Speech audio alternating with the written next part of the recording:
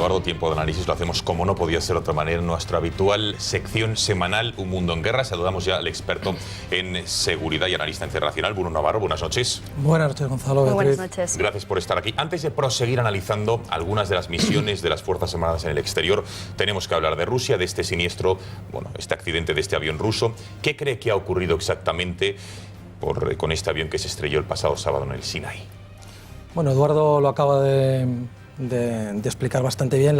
De las cuatro posibilidades, hay dos que son el atentado interno, una bomba llevada por un pasajero metida en alguna maleta, y el derribo por un misil por parte del Estado Islámico. Hay otras dos que son el accidente, también las ha mencionado, el accidente y el fallo humano.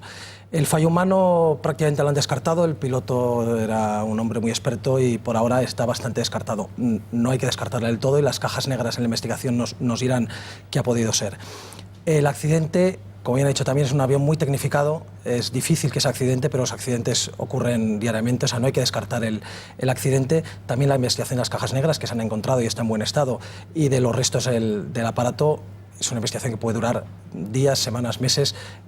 Nos dirán si ha sido finalmente un accidente o no.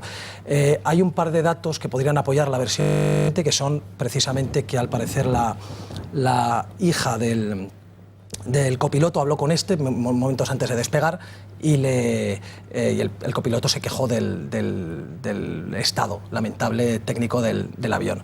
Es un avión que había sufrido ya una avería en la cola, había estado varios meses inutilizado hasta que se reparó, etcétera, etcétera. Bueno, los pilotos llevan tiempo al parecer sin cobrar. Bueno, hay esas razones que avalarían la teoría de un accidente, pero naturalmente el atentado interno-externo es también plausible. Lo único que todas las agencias de inteligencia por ahora están diciendo que los medios antiaéreos de los diversos grupos yihadistas en la zona no disponen de ningún medio capaz de derribar un avión a la altitud que estaba volando. Por lo tanto, estaríamos quizás hablando de un atentado interno. Bruno, ¿y por qué Rusia ha descartado el atentado y por otra parte la aerolínea ha descartado tanto el fallo técnico como el fallo humano? Intereses. La investigación llevará su curso, saldrá con un resultado en un sentido o en otro. Mientras tanto, todos los actores implicados arriman el ascua a su sardina. Ni el gobierno egipcio ni el gobierno ruso van a admitir, hasta que no sea un hecho, que ha sido un atentado. El gobierno egipcio porque perdería las rentas del turismo de Sharm el Sheikh y de todos los resorts de turismo y buceo que hay en el Mar Rojo, y el gobierno ruso porque tendría ya una consecuencia negativa en su propio país a la intervención en Siria. Le estarían ya acusando internamente de haber provocado indirectamente la muerte de esos más de 200 ciudadanos rusos. Sin embargo, la compañía aérea naturalmente descarta totalmente un accidente porque serían responsables ellos de él. Así que, francamente, en mi opinión, hay que esperar al término de la investigación. Bueno, entonces, ¿por qué puede haber sido un ataque, digamos, terrorista? ¿Qué está pasando exactamente en el Sinaí? De haberlo sido, ¿quién podría haber derribado, ya sea internamente, entendemos que un suicida, o ya sea con un misil de larguísimo alcance, pese a la altura donde dice usted que volaba? Bien, el Sinaí es Egipto, pero es un Egipto diferente. Más de la mitad de la población son beduinos. Los beduinos son tratados por los egipcios como los gitanos en muchos lugares de Europa, ¿de acuerdo? Son considerados ciudadanos de segunda y han sufrido siempre la opresión y la dejadez del gobierno egipcio. Eso les ha provocado su acercamiento a Israel durante la ocupación del Sinaí tras la Guerra de los 6 días y sobre todo a Hamás y a otros grupos yihadistas con los que hacen frontera. Durante estas décadas se han ido radicalizando cada vez más hasta formar sus propios grupos terroristas. Esto a raíz de la caída del hombre fuerte Mubarak en 2011 con la primavera árabe creó una explosión nunca mejor dicho, de atentados y la creación de nuevos grupos. El primero que se creó, de los nuevos me refiero, fue Al-Qaeda en el Sinaí, que existe y está ahí, pero sobre todo, poco después, es el Estado Islámico en el Sinaí, la provincia. Ellos llaman sus filiales, son muy fáciles, porque es provincia de el lugar donde se encuentre. La provincia del Sinaí, el Estado Islámico en el Sinaí, es ahora mismo el grupo más fuerte. ¿De dónde? Del Sinaí. Del Sinaí. Y por lo tanto de Egipto, porque son donde están golpeando con fuerza. No golpean solamente en el Sinaí, sino en todo Egipto. Atentados muy espectaculares, algunos de ellos, en teoría no tienen la capacidad misilística para derribar el avión, pero desde luego, si hubiera que dar un nombre, sería probablemente ellos, que además concordaría con el hecho de que Rusia está perjudicando al Estado Islámico en Siria. Por lo tanto, sería una buena venganza. Sería plausible, ¿no? Y ya por último, entonces, señor Navarro, con todos los indicios que tenemos, los condicionantes de los que hemos hablado, ¿usted qué cree? Si tuviera que mojarse, ¿qué cree que habría pasado el pasado sábado? Pues francamente haría el avestruz y no respondería. Vale, pero como nosotros le pedimos que se moje y que no haga el avestruz y que saque la cabeza, por favor, de debajo de las alas, no, que barrunta, sin ánimo, entiendo yo, por lo que ve, esto no es ningún examen, lógicamente, y entiendo su prudencia como analista, pero teniendo en cuenta que, en fin, que son algunos los indicios, pero muchas las contradicciones y hay muchos intereses, como usted ha dicho, ¿qué cree que puede haber pasado?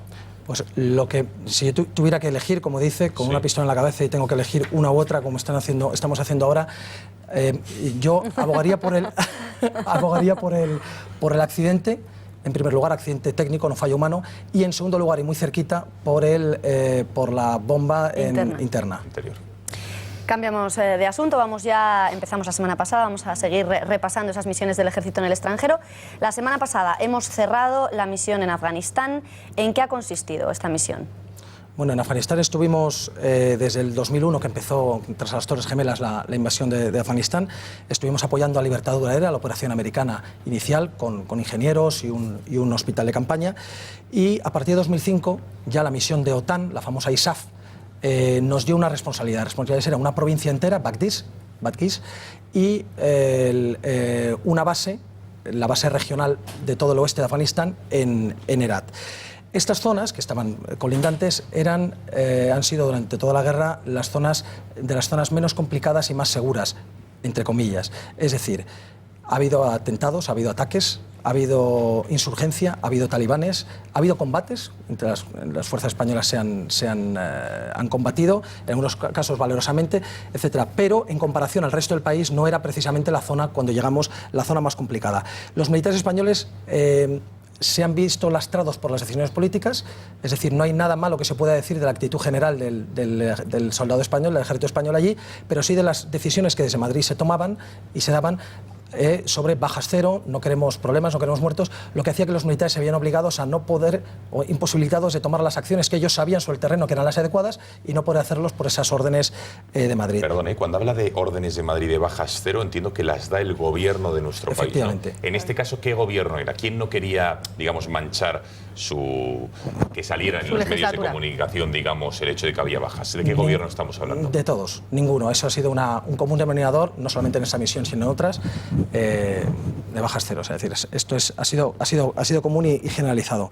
Hemos llegado a tener 1.500 hombres en 2011 y la semana pasada cerramos la misión, ya 2015, la semana pasada cerramos ya la base de Herat, ya habíamos abandonado en 2013 la provincia de Badghis y nos quedan únicamente 20 hombres en el cuartel general de Kabul. Es ahora mismo todo lo que nos queda. Unos 20 hombres en Kabul. El resto ya se ha retirado tras, ahora, con lo cual ahora nos queda, la semana pasada hablábamos de 2.600 militares en el exterior, ahora mismo tendremos unos 2.100 a costa de esta retirada. Bueno, ha hablado de combates, ha hablado de disputas durante este tiempo que han a fuego abierto. ¿Cuál ha sido entonces el balance? ¿Qué balance de nuestras tropas, de nuestros soldados que han ido ahí de carne y hueso a luchar? Vale, pues hemos tenido 102 muertos en esta guerra. Es verdad que 62 fueron en un solo incidente, que fue el accidente del Yakolev, del Yak-42, de regreso a España, que es desde Afganistán a España, que se estrelló en Turquía, y otros 17 del accidente del Cougar, del helicóptero, en el mismo Afganistán. El resto, fundamentalmente, por ataques con explosivos por parte de la insurgencia y también algunos disparos.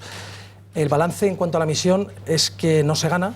Es una misión que no hemos ganado, hay que reconocerlo, es decir, España no siempre ha ganado sus guerras, las guerras a veces se ganan, a veces se pierden. Esta es una guerra que Occidente no ha ganado y nos retiramos por las bajas occidentales, que han sido 3.500, es menos de los afganos militares y policías que mueren en un año en Afganistán, quiero decir, pero bueno, sí. Para Occidente le duele más, lógicamente, claro, por la presión en casa y por la presión afgana que tampoco quería que nos quedáramos. Pero, ya digo, no la hemos perdido o no la hemos dejado de ganar no por ganas de los soldados españoles. Y entonces, ¿cómo está la situación allí? Es decir, ¿cómo están los talibanes, por un lado? Y por otro lado, hemos estado viendo cómo ha ido avanzando el Estado Islámico en Siria, en Irak. ¿Ha llegado también a Afganistán? Sí, hace 2 semanas hablábamos del asalto, de la toma de Kunduz, que es una importante capital provincial en Afganistán, por parte de los talibanes. Ha habido un relevo, murió el fundador y jefe, el Mullah Omar, y ahora el Mullah Mansur, que está recién liderando la organización, ha dado un golpe de efecto, un golpe fuerte, con el que intenta, ahora que llega el invierno, que se van a parar las operaciones, tener una buena carta, una buena baza para afianzar su poder. Sin embargo, el Estado Islámico, como decías, ha llegado, ha creado la provincia Khorasan, que abarca fundamentalmente Afganistán y Pakistán. Su intento es unir a todos los pastunes que están a ambos lados de la frontera y por lo tanto hace muchísimos ataques en toda la frontera, en todos los puestos fronterizos y también combate al Estado Islámico. Esa es una de las ventajas, por así decirlo, de esta guerra en este momento. El enfrentamiento de los yihadistas del Estado Islámico con los yihadistas de Al-Qaeda. Los talibanes se están fortaleciendo, pero el Estado Islámico cada vez es más fuerte. Y como no se llevan bien, quién sabe si el día de mañana nuestros aliados en esta guerra van a ser precisamente los talibanes. Es algo que ya barruntan los norteamericanos. Curiosa guerra. No, curiosa guerra y curiosísima reflexión. Don Bruno Navarro, muchísimas gracias por haber estado un mes más con nosotros y muy buenas noches. Buenas noches a vosotros.